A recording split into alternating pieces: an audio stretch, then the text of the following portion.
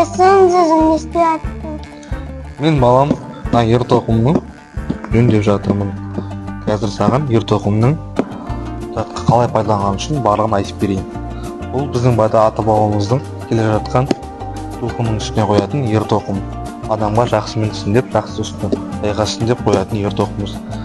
Бұл ер тоқымды жылқының үстіне тартпасымен тартып, аяғына күзеңкесіне салып, солай мінетін болған.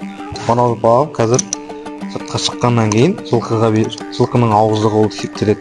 Онымен жылқының оң жаққа, сол жаққа бұратын, тартатын ауыздығы деп аталады.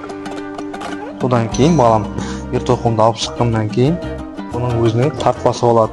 Жылқының үстіне жақсылап тартып, адам құламайтындай қылып орналастырамыз. Түсіндің бе балам? Содан кейін астына киізін төсеп, балам маған ер тоқымның мына жерін қағып көмектесіп жүрші.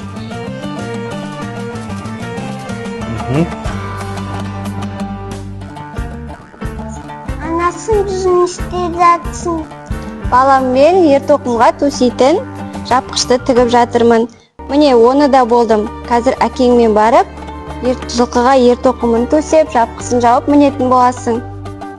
Жүр балам, анашың тігіп болған болса, жапқысын да алып жүр, бірге барып жылқыға